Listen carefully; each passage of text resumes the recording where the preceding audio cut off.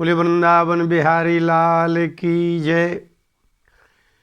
आपने प्रायः सभी लोगों के मुख से सुना होगा कि लोग बहुत स्वार्थी हैं, सुना है ना। लेकिन स्वार्थ शब्द का अर्थ पूछिए उनसे कि क्या है स्वार्थ। जो भी ये आपसे कहे कि वो आदमी बहुत स्वार्थी है, तो उससे कहो कि स्वार्थ का अर्थ क्या होता है। स्व शब्द के वास्तव में 3 अर्थ होते हैं। पाणिनि जी ने अजंत पुल्लिंग में एक सूत्र लिखा, स्वमज्ञाति धनाख्यायाम।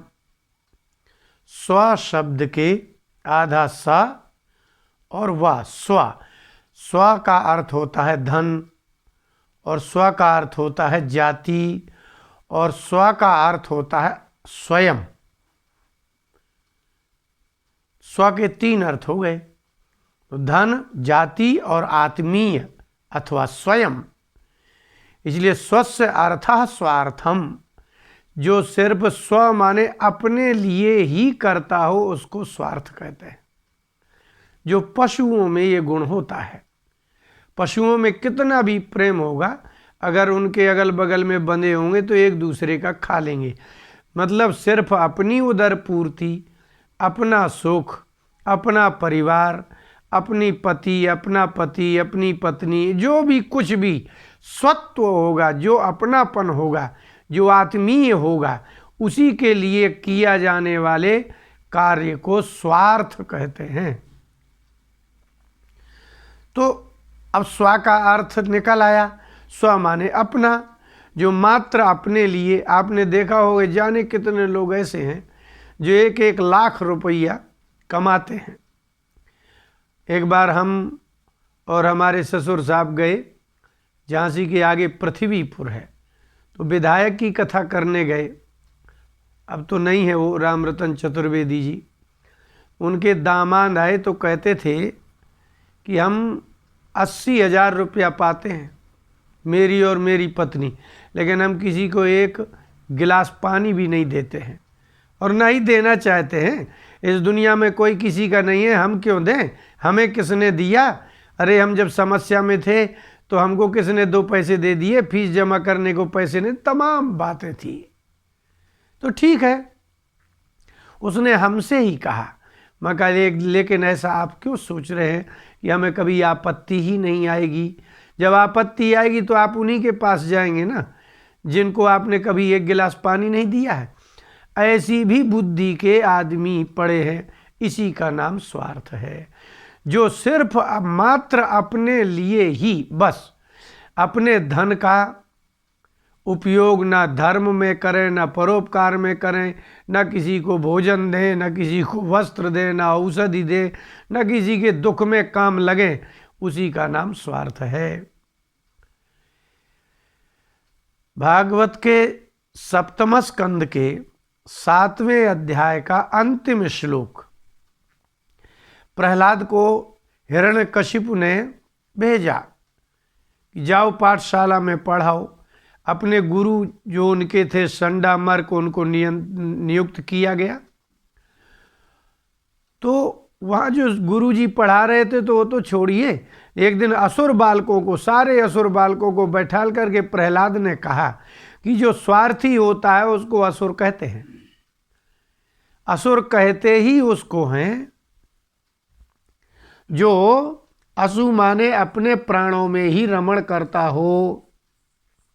असवाह प्राणाः ते स्वेव रमते इति असुरः। जो मात्र अपने प्राणों की ही चिंता करता है उसको असुर कहते हैं। असुर स्वार्थ का पर्यायवाची समझ लीजिए। तो प्रहलाद ने कहा कि हे असुर पुत्रो, हम लोग जिस प्रजाति के हैं, दैत्य जाति में उत्पन्न हुए हैं, तो यहाँ तो सब लोग, कोई किसी का नहीं है, सब स्वार्थी ही तो हैं। अमर कोश में लिखा, अर्थ माने होता है प्रयोजन, अर्थ माने होता है धन, और अर्थ माने होता है निवृत्ति। अर्थ का अर्थ है प्रयोजन, निवृत्ति और धन। तो अर्थ का अर्थ है प्रयोजन, जो मात्र से अपने से प्रयोजन हो उसी का नाम तो असुर है। तो उन्होंने कहा लेकिन ये सही नहीं है, स्वार्थ नहीं कहेंगे इसको। तो उन्होंने कहा कि वास्तव में एतावानेव पुंसाम स्वार्थम परः स्मृतः, एतावानेव लोकेस्मिन् पुंसाम स्वार्थम परः स्मृतः। अस्मिन् लोके, इस संसार में कोई भी देवलोक हो, मृत्युलोक हो, नागलोक हो, रसातल पाताल कहीं भी हो, जो व्यक्ति जैसा है वास्तव में एतावानेव, इतना ही स्वार्थ है। सच्चा स्वार्थ किसे कहते हैं? एतावानेव लोकेस्मिन् स्वार्थम परः स्मृतः। सबसे बड़ा स्वार्थ ये है कि उसको गोविंद में भक्ति हो जाए। एकांत भक्तिर गोविंदे, गोविंद में, भगवान में एकांत भक्ति हो जाए। और क्या हो जाए? बोले तदीक्षणम, यत सर्वत्र तदीक्षणम। तद माने वह भगवान ही सभी के हृदय में निवास करता है। इस प्रकार की दृष्टि के उत्पन्न होने का नाम ही परम स्वार्थ है। यदि मनुष्य होकर के भी पशु जैसा ही है, मनुष्य होकर के राक्षसों जैसा है, मनुष्य होकर के मात्र भोजन और भोग में ही वृत्ति है, तो वास्तव में वो स्वार्थ नहीं जानता है। इसलिए असुर बाल को आप थोड़ी से हमारे पिताजी के स्वार्थ से थोड़ी मुक्त हो जाओ। तो क्या करें? बोले एकांत भक्तिर गोविंदे। एकांत भक्ति जानते? एकांत शब्द का अर्थ होता है जो आदि में एक हो तो अंत में भी एक हो। एकाकी, अकेला, एकमात्र गोविंद में भक्ति होना एक। दूसरा स्वार्थ क्या है? बोले यत सर्वत्र तदीक्षणम। और जिस गोविंद की भक्ति करते हैं वह गोविंद, मेरा गोविंद सबके हृदय में निवास करता है, ऐसा ईक्षण करना। ईक्षण माने देखना। आप लोग निरुपसर्ग लगा देते हो तो निरीक्षण शब्द प्रयोग करते हैं, उसमें से ईक्षण ही रखिए, तदीक्षण। तो गोविंद में भक्ति होना और गोविंद के विषय का ज्ञान करना। कैसा ज्ञान? अगर आपसे पूछा ही जाए तो आपने भी तो सुना होगा ना कि सब जगह भगवान रहते हैं, सबके हृदय में भगवान रहते हैं। ये बात फैली कहाँ से? वास्तव में श्रीमद् भागवत में हिरण्याक्ष के लिए और हिरण्यकशिप के लिए आदि दैत्य लिखा है।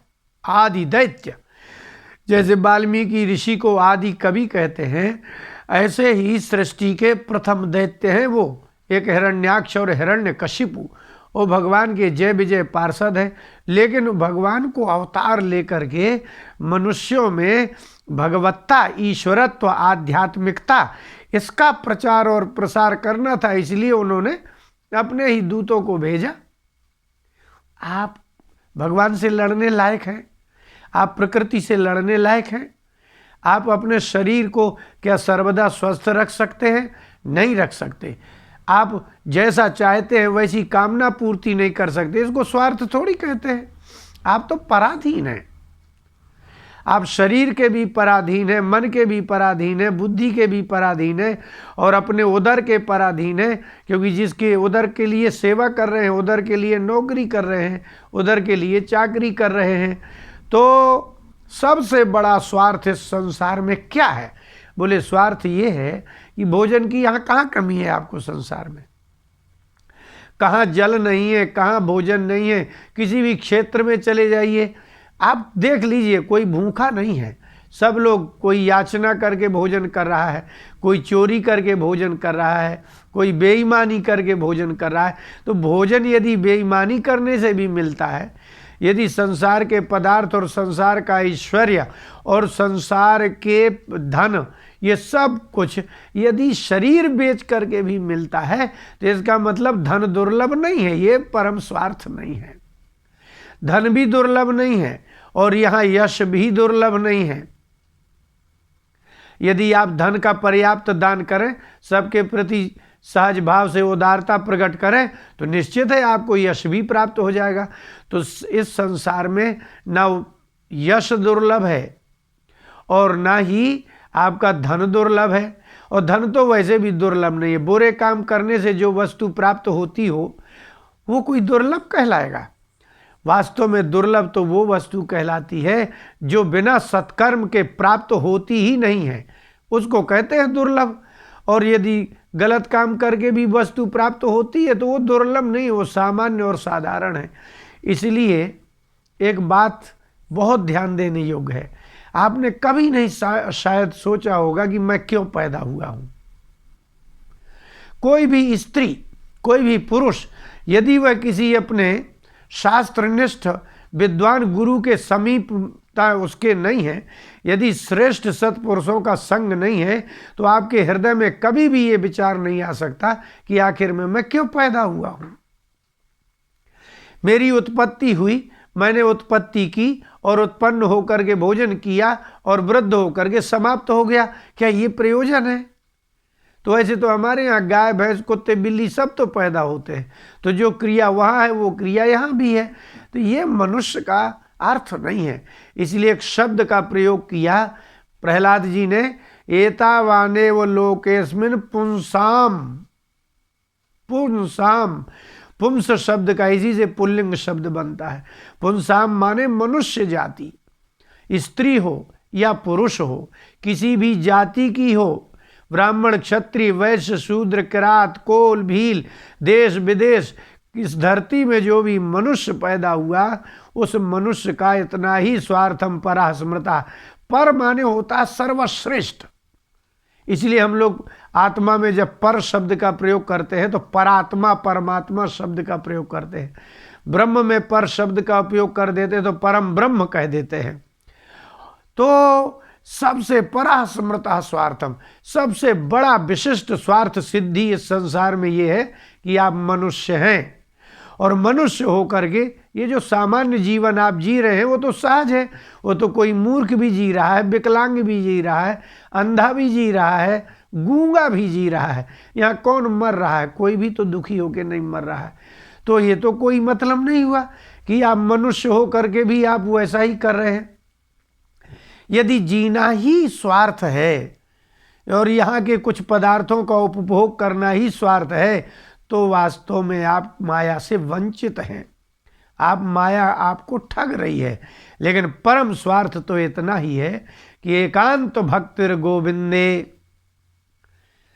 मात्र जैसे आप कई लोग हैं जो मात्र पत्नी और पुत्र के अतिरिक्त संसार में किसी से कोई लेना देना नहीं है, और इससे भी बड़ी बात सबको अपने शरीर के प्रति अतिशय प्रेम है, ये भी सत्य है।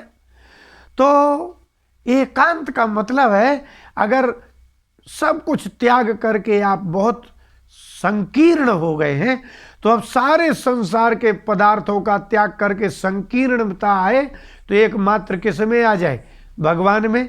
मेरे भगवान है, भगवान का मैं हूं, इतनी संकीर्णता आएगी। लेकिन फिर प्रहलाद जी ने कहा ये तो बहुत बड़ी संकीर्णता हो जाएगी, आप सिर्फ भगवान को मानेंगे और ये सब जीव, ये सब शरीरधारी। बोले नहीं, भगवान को मानते ही आप में एक व्यापकता आ जाएगी।